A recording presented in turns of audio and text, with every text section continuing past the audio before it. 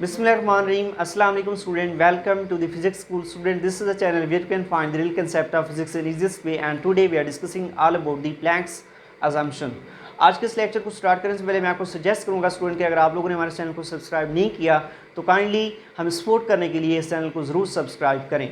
आज का ये लेक्चर स्टार्ट करने से पहले हम लोग प्रीवियस लेक्चर को रिकॉल करेंगे जो कि हमारे पास था इंटेंसिटी डिस्ट्रीब्यूशन डायग्राम से मुतल्लिक। इंटेंसिटी डिस्ट्रीब्यूशन डायग्राम क्या है स्टूडेंट, ये हम लोग प्रीवियसली बात कर चुके हैं कि एक ब्लैक बॉडी से इमिट आउट होने वाली जो रेडिएशंस हैं उनकी इंटेंसिटीज़ और वेव लेंथ के दरमियान में जो कर्व्स प्लॉट की जाती हैं उनको हम लोग नाम देते हैं इंटेंसिटी डिस्ट्रीब्यूशन डायग्राम का।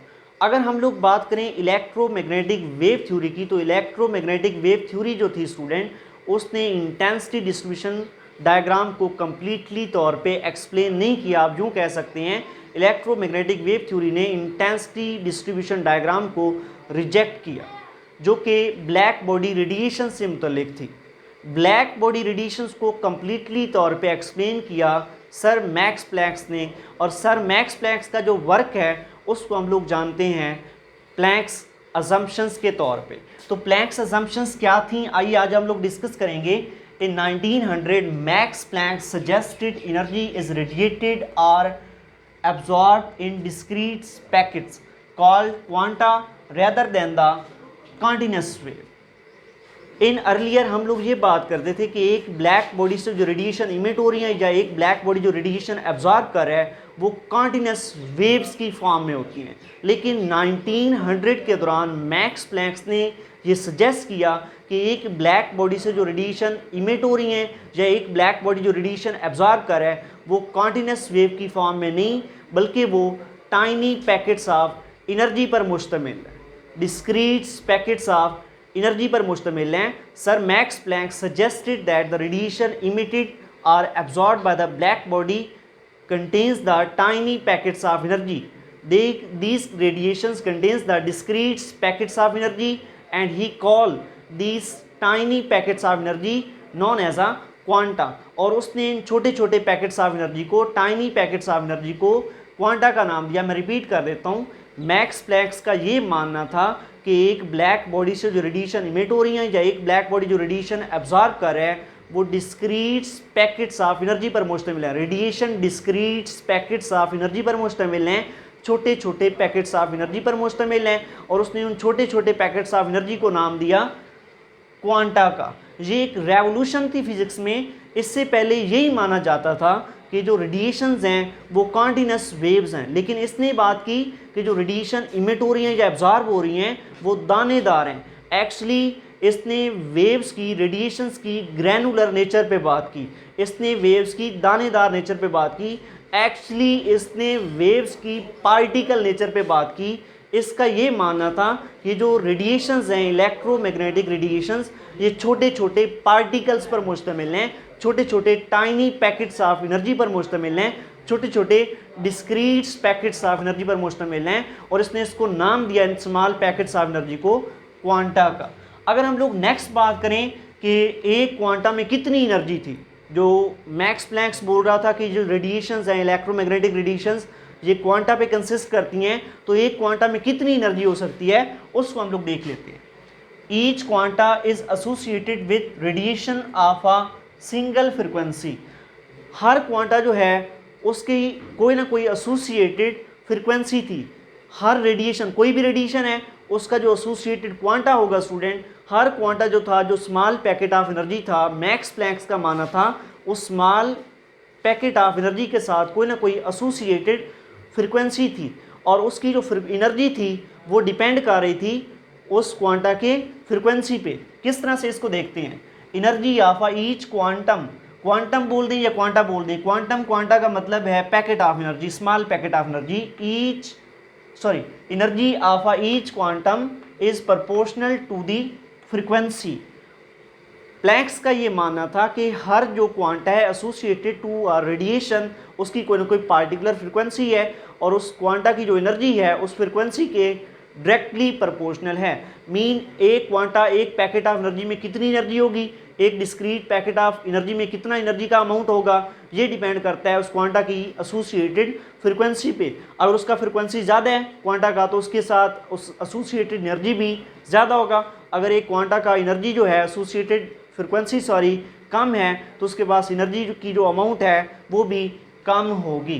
तो यहाँ से हम लोगों ने इसको मैथमेटिकली लिखा, energy E is the energy is directly proportional to the frequency of associated quanta. किसी भी क्वांटा में कितनी एनर्जी होगी वो डायरेक्टली प्रोपोर्शनल है उसकी फ्रीक्वेंसी की। अगर हम लोग यहाँ पे प्रोपोर्शनलिटी साइन को ख़त्म करें तो यहाँ पे इक्वालिटी साइन आएगा। तो जब आप लोग जानते हैं जब भी प्रोपोर्शनलिटी को ख़त्म किया जाता है तो एक कांस्टेंट आता है, तो यहाँ पे भी ये कांस्टेंट आएगा, कांस्टेंट इनटू अ फ्रीक्वेंसी। तो यहाँ पे मैक्स अजम्पशंस में हम लोग जो कांस्टेंट यूज़ करते हैं उसको हम लोग यहाँ पे रिप्रेजेंट करते हैं स्मॉल h से। तो ये हमारे पास इक्वेशन हो जाएगी E is equal to H F. What is this? This is the amount of energy to a quanta. किसी भी क्वांटा में कितना एनर्जी होगा, अमाउंट ऑफ एनर्जी, उसकी वैल्यू होगी E is equal to H F. What is the H? It is a constant of proportionality, या आप इसे बोल सकते हैं प्लैंक्स कांस्टेंट। हम लोग प्लैंक्स अजम्पशन से मुतल्लिक बात कर रहे हैं, तो यहाँ पे जो कांस्टेंट यूज होगा उसको हम लोग ने नाम दिया है, स्मॉल एच को नाम दिया है प्लैंक्स कांस्टेंट का। E is equal to H F. This is the amount of energy associated to a single quanta. अगर एक क्वांटा है तो उसमें कितना एनर्जी होगा, एच एफ। अगर 2 क्वांटाज हैं 2 एच एफ, 3 क्वांटाज हैं 3 h f, n number of quantas हैं तो हमारे पास अमाउंट ऑफ एनर्जी होगा उनके पास एन एच एफ। तो यहाँ पे हम लोग अगर h की बात करें, h को मैंने बताया है यहाँ पे वो प्लैंक्स कांस्टेंट है, यहाँ से इसकी अगर हम लोग वैल्यू निकालें तो ये हमारे पास हो जाएगा। इस इक्वेशन को रीअरेंज कर दें, energy dividing by frequency, so this is what, this is the planks constant. ये हमारे पास प्लैंक्स कांस्टेंट है h, और इसकी ये वैल्यू आप इसको यहाँ से ड्राइव कर सकते हैं। क्योंकि मैंने बात किया h जो है प्लैंक्स कांस्टेंट है, ये एक यूनिवर्सल कांस्टेंट है। जिस तरह से आप लोग स्पीड ऑफ लाइट देखते हैं, speed of light is a universal constant, same उसी तरह से प्लैंक्स कांस्टेंट भी एक यूनिवर्सल कांस्टेंट है। इसका वैल्यू हमेशा सेम ही रहता है, और इसकी जो वैल्यू फाइंड की गई, जो प्लैंक्स ने इसकी वैल्यू फाइंड की, डिटरमाइन की, वो हमारे पास है h is equal to 6.63 multiply 10 power -34 joule second. So this is the value for the Planck's constant. ये प्लैंक्स कांस्टेंट का वैल्यू है, ये आप लोगों ने याद करना है, इसको आपने याद रखना है, ये अक्सर न्यूमेरिकल में आपके काम आएगा। तो इस असम्पशंस पे जिसमें प्लैंक्स ने वेव्स, इलेक्ट्रोमैग्नेटिक वेव्स की दानेदार नेचर पे बात की, उनकी पार्टिकल नेचर पे बात की, कि discrete form of electromagnetic radiation पे बात की, कि उसने बोला कि जो रेडिएशन इमिट हो रही हैं, जो एब्जॉर्ब हो रही हैं, वो कॉन्टिन्यूस वेव में नहीं बल्कि डिस्क्रीट फॉर्म में, पैकेट्स ऑफ एनर्जी पर मुश्तमिल हैं। इसी असम्पशंस पे उसे नोबेल प्राइज़ से नवाजा गया। He received the Nobel prize in physics in 1800 for his discovery of a energy quanta. Quanta की डिस्कवरी पे सर मैक्स प्लैंक्स को इन 1800 में नोबेल प्राइज़ से नवाजा गया। नेक्स्ट अगर हम लोग बात करें प्लैंक्स असम्पशंस के बाद, आइंस्टाइन ने प्लैंक्स असम्पशंस को एक्सटेंड किया। आइंस्टाइन ने सर मैक्स प्लैंक्स के वर्क को काफ़ी ज़्यादा सराहा, और इसी को यूज़ करते हुए उसने इसकी कंसेप्ट को थोड़ा एक्सटेंड कर दिया, और उसको हम लोग डिस्कस करते हैं। यहाँ पे हम लोग बात करेंगे फोटान से मुतल्लिक। आइंस्टाइन ने प्लैंक्स के असम्पशंस को किस तरह से एक्सटेंड किया उसके बारे में बात करते हैं। Einstein extended the Planck's idea and postulated. Einstein ने प्लैंक्स के आइडिया को एक्सटेंड किया और पास्टुलेट किया that packets are tiny bundles of energy. जो मैक्स प्लैंक्स बोल रहा था कि जो इलेक्ट्रोमैग्नेटिक रेडिएशंस हैं वो पैकेट्स ऑफ एनर्जीज पर मुश्तमिल हैं या बंडल्स ऑफ एनर्जी पर मुश्तमिल हैं, तो इसने ये कहा the packet are tiny bundles of energy are integral multiple of all electromagnetic radiations. तो आइंस्टाइन का ये मानना था कि ये जो पैकेट्स ऑफ एनर्जी हैं, ये जो बंडल्स ऑफ एनर्जी हैं, जिसको मैक्स प्लैंक्स ने क्वांटा का नाम दिया, आइंस्टाइन ने कहा कि जो तमाम इलेक्ट्रोमैग्नेटिक रेडिएशंस हैं वो इस क्वांटा से मिलकर बनी हैं, वो बंडल्स ऑफ एनर्जी से मिलकर बनी हैं, वो पैकेट्स ऑफ एनर्जी से मिलकर बनी हैं। मीन उसका ये कहना था कि integral multiple of all electromagnetic radiations, mean ये क्वांटा जो है तमाम इलेक्ट्रोमैग्नेटिक रेडिएशंस का इंटेग्रल मल्टीपल है। इन सिंपल वर्ड आप कह सकते हैं कि तमाम electromagnetic radiations in small packets of energy पर बनी हैं, से मिलकर बनी है, या मीन आप यूँ भी कह सकते हैं कि तमाम इलेक्ट्रोमैग्नेटिक रेडिएशंस के पास पार्टिकल नेचर है, दानेदार नेचर है, ग्रैनुलर नेचर है। Next, and that they could not be सब डिवाइडेड। और आइंस्टाइन ने एक और बात का इजाफा किया। मैक्स प्लैंक का ये मानना था कि जो इलेक्ट्रोमैग्नेटिक रेडिएशंस हैं, जो छोटे छोटे पैकेट ऑफ एनर्जी पर मुश्तमिल हैं, उन पैकेट ऑफ एनर्जी, उस पैकेट ऑफ एनर्जी में कितना अमाउंट ऑफ एनर्जी होगा, HF होगा। लेकिन उसने ये नहीं बताया कि ये आया, ये पैकेट ऑफ एनर्जी मिनिमम है, इसको डिवाइड किया जा सकता है या नहीं किया जा सकता। आइंस्टाइन ने बोला कि ये जो पैकेट ऑफ एनर्जी है, ये जो क्वांटा है, ये जो बंडल्स ऑफ एनर्जी हैं, ये इतने छोटे हैं कि आप इनको फर्दर सब डिवाइड नहीं कर सकते। अब यूँ कह सकते हैं जो इलेक्ट्रोमैग्नेटिक रेडिएशन जो क्वांटा से मिलकर बनी है, ये जो क्वांटा है, ये जो पैकेट ऑफ एनर्जी है, ये टाइनी पैकेट ऑफ एनर्जी है, ये मिनिमम पैकेट ऑफ एनर्जी है, आप इसको फर्दर सब डिवाइड नहीं कर सकते। ये आइडिया एक्सटेंड किया आइंस्टाइन ने। And these indivisible packets of energy he called photons. और आइंस्टाइन ने इन बंडल्स ऑफ एनर्जी को, इन इनडिवाइजेबल पैकेट्स ऑफ एनर्जी को नाम दिया फोटॉन्स का। फोटॉन्स वर्ड निकला है फोटो से, फोटो मीन लाइट, तो इसने इनको नाम दिया फोटॉन्स का। अगर हम लोग बात करें, सेम आइंस्टाइन ने भी यही बोला कि अगर हमारे पास एक पैकेट ऑफ एनर्जी है तो मैक्स प्लैंक की तरह उसके पास एनर्जी होगा HF। अगर n number of packet of energy है तो उनका एनर्जी कितना होगा, E is equal to NHF। एक जो सबसे बढ़कर आइंस्टाइन ने वर्क किया इन प्लैंक्स असम्पशंस पे, वो ये था कि प्लैंक्स ने तो ये बोल दिया कि इलेक्ट्रोमैग्नेटिक रेडिएशंस पैकेट्स पर मुश्तमिल हैं, दानेदार नेचर रखती हैं, पार्टिकल नेचर रखती हैं। आइंस्टाइन ने इन क्वांटास का, इन फोटॉन्स का मोमेंटम भी फाइंड किया। देखिए, momentum is a property of a particle. Particle का प्रॉपर्टी है मोमेंटम। इट मीन्स दैट अगर फोटॉन्स का मोमेंटम आइंस्टाइन ने कैलकुलेट किया तो ये प्रैक्टिकली कंफर्म हुआ the electromagnetic radiations have a particle nature, कि उनके पास पार्टिकल नेचर है, दानेदार नेचर है। They are behaving as a particle as well as a wave. Einstein ने फोटॉन्स का मोमेंटम भी कैलकुलेट किया। उसने अपना Einstein mass energy relation use करते हुए, from Einstein's mass energy relation जो आप लोग प्रीवियसली पढ़ चुके हैं, E is equal to mc², ये आइंस्टाइन मैस एनर्जी रिलेशन है। आइंस्टाइन का ये मानना था, according to this relation, energy और mass both are interconvertible entities, कि मैस एनर्जी में, एनर्जी मैस में कन्वर्ट हो सकता है। ये हमारे पास अजम्पशंस थी, ये व्यूज़ थे इस इक्वेशन के। उसने इसको यूज़ करते हुए फोटॉन का मोमेंटम फाइंड किया। E is equal to mc², यहाँ से c² है तो इसको आप लोग यूँ भी लिख सकते हैं mc इंटू सी, क्योंकि c² था तो mc mass into speed of light into speed of light. Mass into speed जो होता है वो मोमेंटम के इक्वल होता है, तो हम इस ब्रैकेट में लिखी हुई टर्म को लिख सकते हैं सिंपली P, और P यहाँ पे हमारे पास हो जाएगा momentum. So E is equal to PC, E is equal to PC। ये हमारे पास एनर्जी ऑफ अ फोटॉन हो गया। तो यहाँ से अगर हम लोग बात करें, E is equal to PC, P is a momentum, C is a speed of light, तो यहाँ से मोमेंटम ऑफ फोटॉन निकालें तो वो हमारे पास है P is equal to E/C, which is the equation 1। ये हमारे पास मोमेंटम ऑफ फोटॉन का फार्मूला है जो आइंस्टाइन ने फर्स्ट टाइम ड्राइव किया। This is the momentum of a photon. You can determine the momentum of a photon by dividing its energy to the speed of light. Speed of light से उसकी energy को divide करें तो आपके पास momentum of photon का expression होगा। आप लोग जानते हैं what's E is the energy of photon. Energy of photon कितना होता है, E is equal to HF। तो यहाँ पे इसकी अगर हम लोग वैल्यू पुट करें तो हमारे पास हो जाएगा momentum of photon is equal to HF dividing by C। HF dividing by C, this is N other expression for the momentum of photon.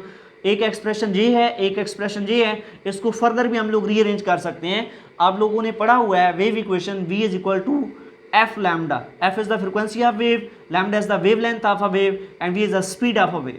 अगर हम लोग बात करें स्पीड ऑफ लाइट की तो हम लोग v को रिप्लेस कर देंगे c से, और यहाँ से अगर हम लोग वैल्यू निकालें लैम्डा की तो लैम्डा हमारे पास हो जाएगा c/f।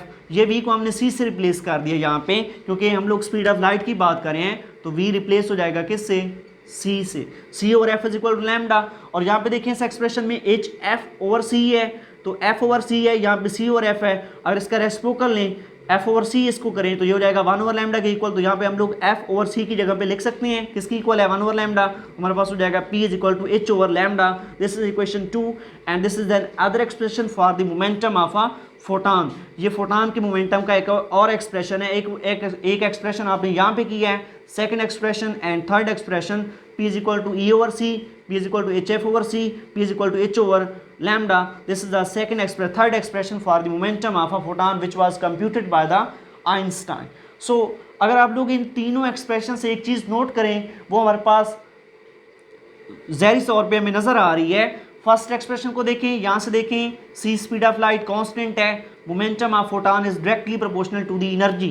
जो मोमेंटम ऑफ फोटान है वो एसोसिएटेड एनर्जी ऑफ फोटान के डायरेक्टली प्रोपोर्शनल है। मीन कि अगर एक फोटान का एनर्जी ज़्यादा है तो उसके एसोसिएटेड मोमेंटम भी ज़्यादा होगा, एक फोटान का एनर्जी कम है तो उसके एसोसिएटेड मोमेंटम भी कम होगा। सेकेंडली, सेकेंड एक्सप्रेशन से आप लोग क्या नोट करते हैं, P is equal to H F over C, H Planck's constant, C speed of light, दोनों कांस्टेंट, तो P किसके प्रोपोर्शनल हो गया, yes, P momentum is directly proportional to the frequency.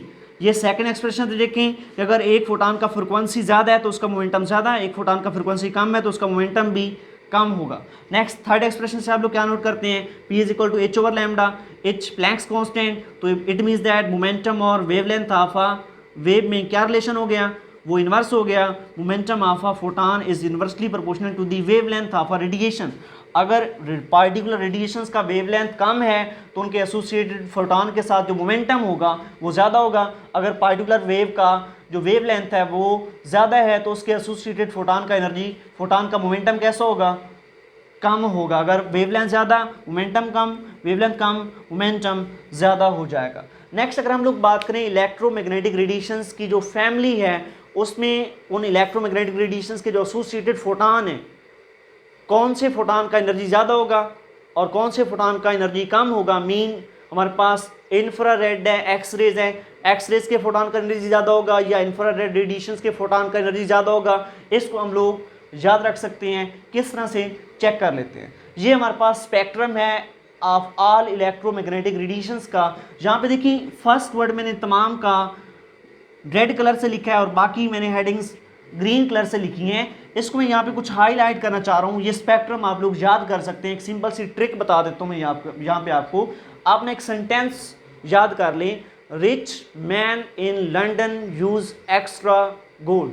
ये प्रीवियस लेक्चर में मैं बता चुका हूँ, rich man in London use extra gold. इस तमाम सेंटेंस का जो पहला वर्ड है, रिच का R, मैन का M, इन का I, लंदन का L, यूज का U, एक्स्ट्रा का X, ये ले लें और यहाँ पे लिख दें, rich man in London use extra gold. R से रेडियो, M से माइक्रो, I से इंफ्रा, L से लाइट, U से अल्ट्रा, X से एक्सरे और गोल्ड से गैमा रेडिएशन।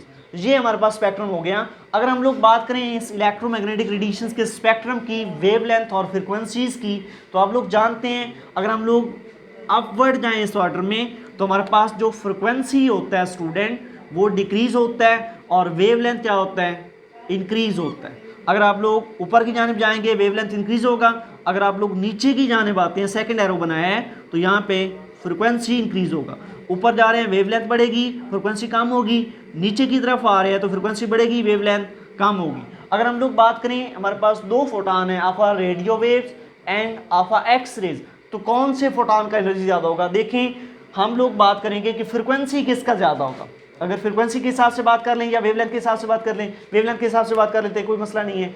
रेडियो वेव का वेवलेंथ ज़्यादा है या एक्स रेज का वेवलेंथ ज़्यादा है, तो मैंने बताया ऊपर जाने वेवलेंथ बढ़ रहा है तो वेवलेंथ रेडियो का ज़्यादा है, तो वेवलेंथ जिसका ज़्यादा है उसका मोमेंटम कम होगा। अगर रेडियो वेव्स का वेवलेंथ ज़्यादा है तो रेडियो वेव्स के एसोसिएटेड फोटान का मोमेंटम कम होगा। अगर बात करें एक्स रेज की, एक्स रेज का वेवलेंथ कम है रेडियो की निस्बत, तो एक्स रेज के एसोसिएटेड फोटान का जो मोमेंटम है वो ज़्यादा होगा। आप लोग वेवलेंथ या फ्रिक्वेंसी कोई भी एक्सप्रेशन यहाँ से यूज़ करते हुए तमाम इलेक्ट्रोमैग्नेटिक रेडिएशंस की एसोसिएटेड फोटान का मोमेंटम निकाल सकते हैं और सेम यहाँ से उनकी एनर्जीज भी निकाल सकते हैं। ये वाला एक्सप्रेशन यूज़ करते हुए E प्रोपोर्शनल टू F, जिसका फ्रिक्वेंसी ज़्यादा उसका एनर्जी ज़्यादा, जिसका फ्रिक्वेंसी कम उसका एनर्जी भी कम। तो सबसे ज़्यादा फ्रिक्वेंसी होता है गैमा रेडिएशंस का, तो गैमा रेडिएशंस के जो फोटान हैं उनका एनर्जी सबसे ज़्यादा होगा। सबसे कम फ्रिक्वेंसी होता है रेडियो वेव्स का, तो हमारे पास जो रेडियो वेव्स के एसोसिएटेड फोटान्स हैं उनका एनर्जी भी कम होगा। अब यूँ कह सकते हैं मोमेंटम भी कम होगा। मोमेंटम और एनर्जी दोनों एक दूसरे के साथ डायरेक्टली रिलेट कर रहे हैं यहाँ पे। नेक्स्ट अगर हम लोग बात करें लाइट की, लाइट में 7 विजिबल कलर हैं जिसको मैंने फर्दर यहाँ पे बना दिया, इसको भी आप लोग एक ट्रिक से याद कर सकते हैं। ये फर्स्ट वर्ड जो हैं violet, indigo, blue, green, yellow, orange, red के इनके फर्स्ट वर्ड मैंने फिर से यहाँ पे हाईलाइट कर दिए हैं। अब इसको याद कर लें, VIB विब, GYOR ग्वायर, विब ग्वायर, V से वायलेट, I से इंडिगो, B से ब्लू, G से ग्रीन, Y से येलो, O से ऑरेंज और R से रेड। अगर हम लोग बात करें इस स्पेक्ट्रम की, विजिबल स्पेक्ट्रम की, ऑर्डर की, फ्रीक्वेंसी और वेवलेंथ की, अगर आप लोग नीचे की जानिब आएंगे तो यहाँ पे नीचे की जानिब लैम्डा वेवलेंथ बढ़ेगा, ऊपर की जानिब जाएंगे तो फ्रीक्वेंसी बढ़ेगा। तो जिस कलर का फ्रीक्वेंसी ज़्यादा उसके एसोसिएटेड फोटॉन का एनर्जी भी ज़्यादा, और फ्रीक्वेंसी ज़्यादा, फ्रीक्वेंसी मोमेंटम के डायरेक्टली प्रोपोर्शनल है एनर्जी के। आप सिंपली बोल दें एनर्जी जो है वो डायरेक्टली प्रोपोर्शनल टू मोमेंटम है। जिस फोटॉन का एनर्जी ज़्यादा होगा उसका मोमेंटम भी ज़्यादा, तो वॉयलेट कलर के फोटॉन का फ्रीक्वेंसी भी ज़्यादा होगा और इस एक्सप्रेशन के अकॉर्डिंग उसका मोमेंटम भी ज़्यादा होगा। और रेड कलर फोटॉन की बात करें, उनका फ्रीक्वेंसी सबसे कम है, तो उनके फोटॉन का एनर्जी भी कम होगा, मोमेंटम भी कम होगा। तो ये था हमारे पास आज का लेक्चर जिसमें हम लोगों ने सिंपली बेसिक इंट्रोडक्शन पे बात की है of Planck's assumptions and photon पे। मिलते हैं नेक्स्ट वीडियो में, तब तक के लिए अल्लाह हाफिज़, अपना बहुत ज़्यादा ख्याल रखिएगा।